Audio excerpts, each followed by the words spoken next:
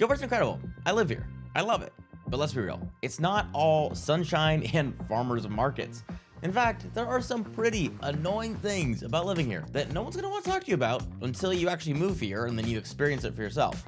So in this video, I'm going to be breaking down the 10 worst things about living in Gilbert, Arizona, not to scare you off, but so you actually know what to expect before you pack your bags and move here. And if you still decide that you want to live here after hearing all of these things, well, you're my kind of person. So welcome to Gilbert. Let's start with one that makes even the calmest person lose it. Gilbert's traffic. Everyone who's lived here more than a week knows exactly what I'm talking about. The traffic specifically around the 202, Val Vista, Germain, even Queen Creek Road. It feels like every route turns into a parking lot the second the clock hits 4 p.m. Gilbert exploded in population faster than its roads could ever evolve. You've got subdivisions, shopping centers, schools, and a lot of left turns into oncoming intersections that just don't make anything helpful. It's like the town planners thought that everyone would just stay home. Trying to get to South Gilbert to downtown Chandler in rush hour, you're likely going to be going 12 miles an hour for all 12 miles. But depending on time of day, it can also feel like you're trying to leave a Cardinals game in the fourth quarter. And here's the funny thing. People in Gilbert are genuinely kind. At coffee shops, grocery stores, crossing the street, even if you're just walking up to a Fry's and people are waiting. Everyone waves, they hold doors, they smile. But the second that they get behind the wheel, it is a completely different story. Drivers here in Arizona in general, not just Gilbert, can be aggressive. Average speed of a granny and her fossil friends in a Prius matches that of a NASCAR driver in Talladega. The 202 is renamed the Talladega Speedway because it is ridiculous. I've never seen anything like it. I love it though. The freeways move fast, and people tailgate like they're trying to draft into the NASCAR. Then you've got snowbirds cruising 10 miles per hour under the speed limit on 2-lane roads. So maybe it's just pent-up frustration that they're finally escaping being behind a snowbird is why they go so fast. The city's constantly expanding and repaving, but there's always these stretch of roads that have orange cones or limited lanes that are going to be blocking you. The 202 in Lindsay, it's still backed up. Power and Right, always backed up. Even the shortcut roads like Wrecker and Higley are no longer shortcuts. So while Gilbert looks peaceful with some areas having wide roads, palm trees, clean medians, the minute you actually need to be somewhere on time, traffic will humble you if you are during the work hours of around 3 to 6. And trust me, it doesn't get much calmer once you get home because that's when you're dealing with these people next. But I guess at the end of the day, if you compare it to a city like Boston or New York, Gilbert is, nothing. It's just depending on where you're coming from. And trust me, it doesn't get any calmer once you get home because that's when you're dealing with a certain kind of group next. Hey, real quick, this is Cold Inside Gilbert. If you didn't know, I'm a real estate agent in the Gilbert area, and I'm helping families rent, buy, or sell. If you're interested in moving to Gilbert, selling a home in Gilbert, or doing anything real estate related, make sure to reach out because me and my partner, Tumblr Walker, would love to help. Thanks, y'all. Now back to the video. If you've lived anywhere in Gilbert, chances are you are already part of an HOA. If you live outside of an HOA, this might seem dreadful. So if you live in Gilbert, you're going to be a part of one, whether you like it or not. They are everywhere. It's like you can't buy a house here without also buying a rule book. And look, I'll give them some credit. Some HOAs make the neighborhood super clean and well kept. The grass is trimmed, the paint colors all match, and you won't find a purple house with a broken trampoline in the front yard. But the downside, they can get way too involved in your life, especially when it comes to street parking. I've seen people get violation letters for leaving their trash can out for an hour for too long, parking overnight on the street, or having the wrong shade of beige on their garage door. You start to feel like there's a drone in the sky making sure that your shutters are HOA approved. And good luck if you want to park your work truck, RV, or boat in the driveway. Even if you own a home outright in Gilbert, HOA is treated like a crime scene. The funniest part is the fees. You'll pay anywhere from $60 to $150 a month for the privilege of being told what kind of plants that you can have in your front yard.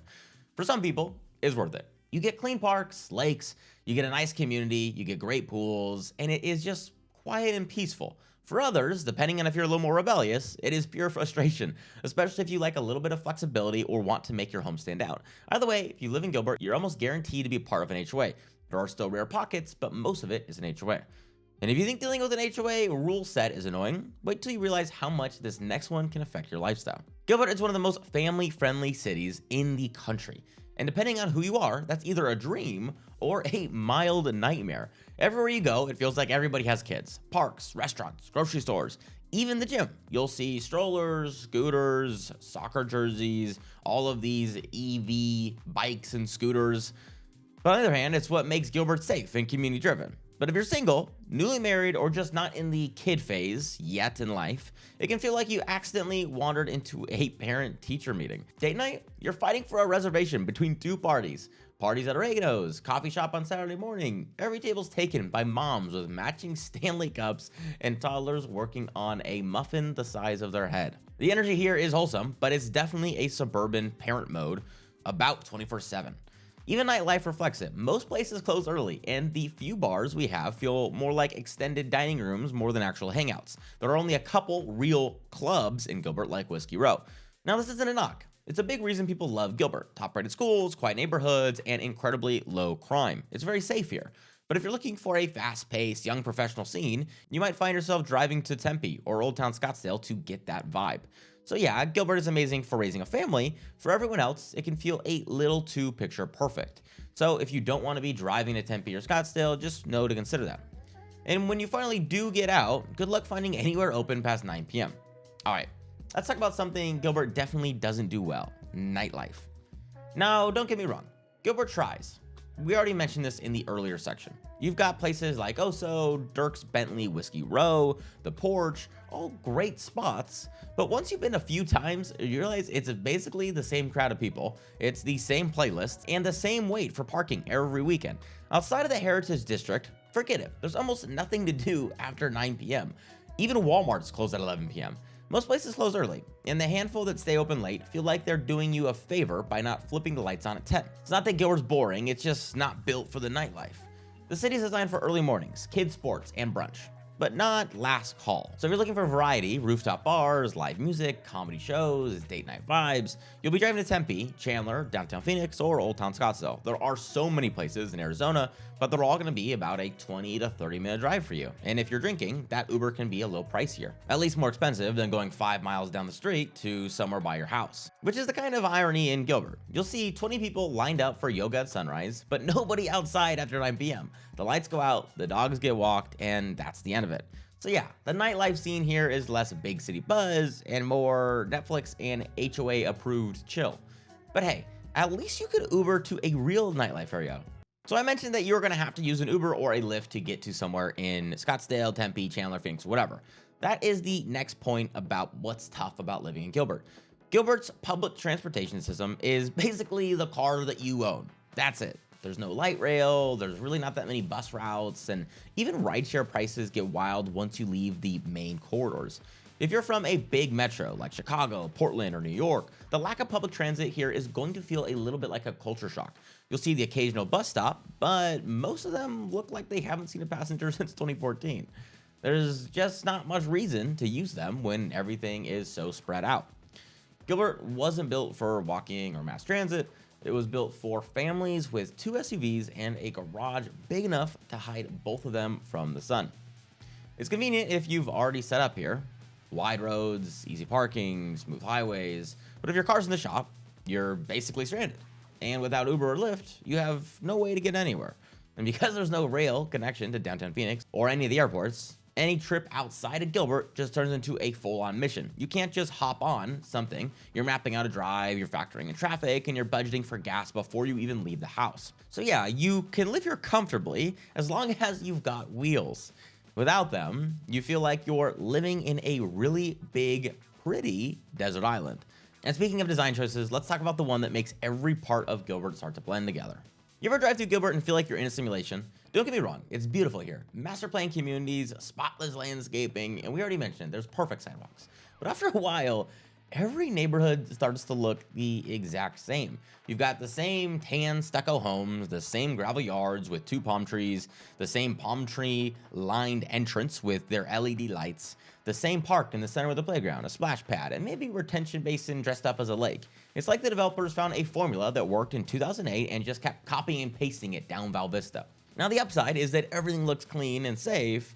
there's a real sense of order. But the downside, you lose some of that neighborhood character that would be in a historic district. You can drive 5 miles, pass through 3 different communities, and not realize that you even left the first one to begin with. Older cities like Chandler and Tempe, they still have a mix of some architectural styles, mid-century modern homes, in with some new builds, there's some apartments, there's some condos, there's a big mix of things. But in Gilbert, not so much. Even newer developments that try to stand out all end up blending together. It's a great place to live, but it's not exactly a place that surprises you. You'll never accidentally stumble into this beautiful historic district or an old downtown alley with hidden charm. It's all neatly designed, predictable, and HOA approved. So yes, it is clean, consistent, and it is definitely safe. But sometimes you just wish Gilbert had a little bit more flavor. And when everything looks the same, it also means that you'll be doing a lot of the same thing. Driving everywhere. One thing you'll notice pretty quickly, living in Gilbert, you drive everywhere. You want a coffee? You go for a drive. You want groceries? You go for a drive. The gym? You're definitely driving. Even if it's half a mile away, chances are you are going to be driving. There's going to be not enough shade for you. By the time you get your foot on the road, you'll be sweating just like you ran a marathon. Gilbert wasn't designed for walking to actually go places. It is just for leisure.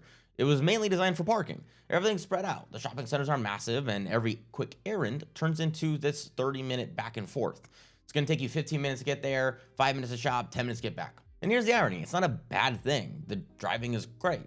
The roads are getting wider, even though they are under construction in a lot of areas. It is well maintained and easy to navigate. But because there's no mixed-use zoning or compact layout, you are fully car dependent. That's fine if you work from home or you have a flexible schedule. But if you commute, every part of your day revolves around your vehicle. Do you want to meet a friend for dinner? You're going to be checking traffic on the 202.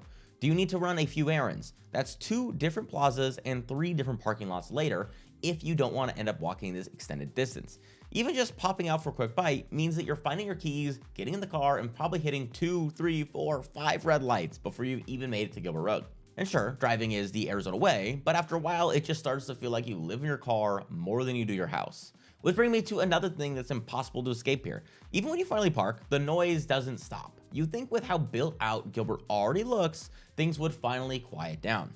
And I mean this specifically on the construction side of things. Here, construction never ends. It just relocates and extends. One week it's a new road expansion, the next it's another luxury community or apartment complex being carved out of what used to be farmland. Maybe it's just them working on the road and you don't even see what they're doing. It's just happening. If you live anywhere near a major intersection, get ready for the symphony of backups of cars, jackhammers, and concrete trucks at 6 a.m. on the dot. It's like the town wakes up to the sound of progress and diesel engines. It's a little exhausting sometimes. Higley Road, please stop the construction. No, don't get me wrong. Development means growth.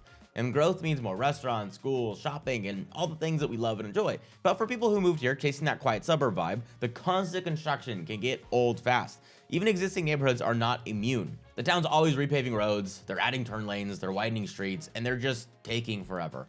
Especially near the 202, or if you live in South Gilbert. You'll see orange cones so often that they might as well be the official town flower. And with the mix of new builds and remodels, you've got a nail gun going off during the day and landscaping crews firing up their leaf blowers at sunrise because it's so hot that they have to start in the morning, and it drives me absolutely nuts. So if you like peace and quiet, Gilbert might test your patience if you are around those things. The only thing louder than the construction and those gosh darn leaf blowers, your electric bill during summer. Which brings us to the next point. Let's talk about something that surprises a lot of new residents: utilities. Gilbert might be a clean, well-run city, but keeping everything that beautiful doesn't come cheap. Between SRP's summer town rates and the town of Gilbert's water, with them just recently increasing fees, your utility bills here can get a little heftier than you might think. Most people are shocked that their electric bill rivals a car payment in July. It's not unusual to see $300, $400, $500 bills during peak months, especially if you've got a 2-story home or even a pool that runs during the day. The heat doesn't help, obviously. Your AC runs around the clock just to keep the house below oven mode. And the water costs. Yeah, those pools, the lawns, trying to get your grass to grow, and the lush community greenbelts don't hydrate themselves. It's one of those hidden costs that living in the desert doesn't get talked about enough.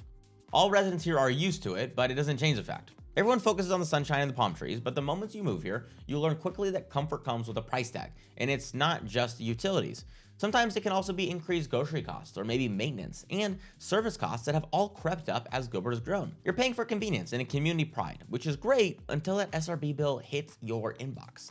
So yes, Gilbert is absolutely gorgeous, but every time you adjust that thermostat just a little bit lower in July, remember, you're also adjusting your budget.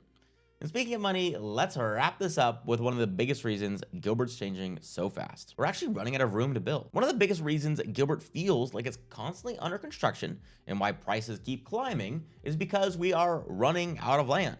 Back in the early 2000s, there were acres and acres of open farmland ready to be developed. Gilbert had not a lot going on. Now, most of it's gone. The city's almost built out from corner to corner, and what's left are small infill projects between squeezed existing neighborhoods. That means fewer big lots, smaller yards, and eventually higher prices. Builders are packing homes tighter together. They're becoming zero lot lines. HOAs are more common than ever, and new communities that used to feel exclusive now look like every other master plan on the map. For buyers, that means competition. Gilbert's demand hasn't slowed down, but that supply simply can't keep up. And it's not like we can just sprawl further south. You hit Queen Creek or mountains, then open desert, and eventually Pinal County. So what's happening now is a shift. Instead of expansion, we're seeing redevelopment. Old retail centers are being torn down or remodeled. They're also bringing in new apartment buildings, and farmland is turning into high-density housing. Morrison Ranch just got apartment buildings for the first time in incredibly long. It's the next chapter in Gilbert's growth story, but it also means affordability and open space are becoming harder and harder to find. Planting roots here sooner than later is a good thing. So while Gilbert is booming, the growth comes with limits. And if you're thinking about moving here, it's better to understand now than to be surprised later. It's like Bitcoin, there's only so much. Because despite all the traffic, HOAs, and construction noise, people still can't stop moving here. And I get it. It's a pretty great place to call home. I live here. As long as you know what you're signing up for, it won't be a problem. So yes, those are the 10, and I mean those are the specific 10 worst things about living in Gilbert, Arizona. And the funny thing is, even with all that traffic, HOA, heat, construction, people still can't stop moving here. Because everything that's frustrating about Gilbert, there's twice as much that makes it amazing and safe. The neighborhoods are great, the schools are great, endless sunshine, and the small town community feel when you're engaging with them in person, not in the car. It's hard to find that anywhere else in the valley. So whether you're thinking about relocating, renting, buying, or selling, or just trying to figure out what part of Gilbert is best for you, that's literally what I do. I'm Cole with Inside Gilbert, and my team helps people every day make the move here without all of the surprises. If you're looking, again, to buy, sell, or rent, make sure to reach out directly. You can use my phone number, email, or link in the description. I'll see you guys in the next video. Peace, y'all.